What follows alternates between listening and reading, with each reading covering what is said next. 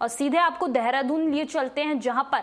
महिला जन आक्रोश रैली, लाइव तस्वीरें देखिए। अवसर पर मैं आप सभी माताओं बहनों को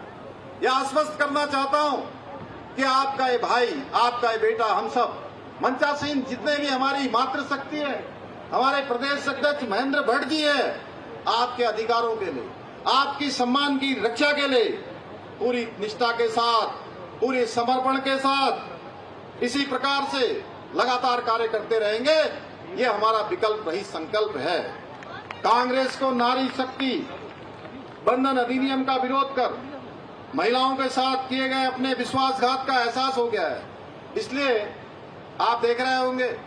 ये बिल में तो विरोध में आ गए, संसद में तो इन्होंने बिल पारित नहीं होने दिया, लेकिन इसके बाद इनको जो नारी शक्ति के साथ इन्होंने विश्वासघात किया है उसका इनको भली भांति एहसास हो गया है कि इसका परिणाम क्या होने वाला है। तो अब ये लोग अपना फेस सेविंग करने के लिए कई प्रेस वार्ताएं आयोजित कर रहे हैं, कई छोटे छोटे कार्यक्रम करके लोगों को गुमराह और अफवाह फैलाने का काम कर रहे हैं, कई सफाई दे रहे हैं कि यहां भी अब उनके प्रदेश अध्यक्ष भी तमाम प्रकार की नारी सम्मान की झूठी बातें कर रहे हैं। कांग्रेस के लोग इतने असंवेदनशील हो चुके हैं कि हमारे प्रदेश की एक बेटी के नाम पर बार बार राजनीति कर उनके परिजनों के घाव को कुरेदने का काम करते हैं। कांग्रेस को ये नहीं भूलना चाहिए कि उनके शासनकाल में महिलाओं के साथ किस प्रकार का उत्पीड़न होता था। निर्भया कांड कोई भूल नहीं सकता, जो दिल दहलाने वाली घटनाएं कांग्रेस पार्टी के समय में देखी हैं, उसने पूरे देश को झकझोर के रख दिया था। इतना ही नहीं, उनके एक नेता ने तंदूर कांड किया देश के इतिहास के, वो विविध अपराधों में से एक माना जाता है। उस समय उनकी प्रतिक्रिया क्या थी ये पूरा देश जानता है, लेकिन हम ऐसी घटनाओं पर राजनीति नहीं करते हैं, बल्कि ऐसे जघन्य अपराध करने वालों के खिलाफ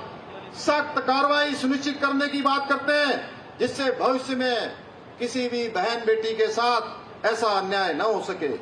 इसलिए मैं अपनी बहनों से कहना चाहता हूं कि विपक्ष के लिए मातृशक्ति सिर्फ वोटर हो सकती है, पर हमारे लिए वो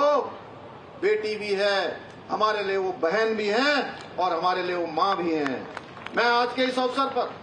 आप सभी मातृशक्ति का यह आह्वान करता हूं कि आप लोगों को जहां भी कांग्रेस के लोग मिले, जिन लोगों ने बिल के विरोध में बिल गिराने का काम किया है, उनसे ये अवश्य पूछना चाहिए कि उन्होंने हमारी देश की बेटियों का अधिकार क्यों छीना, क्यों उनको जो समानता का अधिकार मिल रहा था, निर्णय में सहभागिता करने का अधिकार मिल रहा था, उसमें बैरियर बनने का काम क्यों किया है, ताकि उन्हें अपने उस महापाप का एहसास हो सके कि वो कभी हमारी मातृशक्ति का अधिकार छीनने की कोशिश न कर सकें। मातृशक्ति से मैं आज इस अवसर पर मैं यह भी कहना चाहता हूं कि हम सबको ये संकल्प लेना है कि हम इन सभी महिला विरोधी ताकतों को आने वाले सारे चुनाव, चाहे विधानसभा के चुनाव हो, चाहे लोकसभा के चुनाव हो, चाहे कोई भी चुनाव हो, सारे चुनाव में इनको करारा जवाब देंगे और आदरणीय प्रधानमंत्री मोदी जी के हाथों को मजबूत कर नारी सशक्तिकरण के हमारे विकल्प रही संकल्प को साकार करने में अपना योगदान सुनिश्चित करेंगे। मुझे पूरा विश्वास है कि हमारे इस संकल्प को साकार करने में आप सभी उत्तराखंड वासी इसी प्रकार अपना आशीर्वाद और समर्थन प्रदान करते रहेंगे और हम सब मिलकर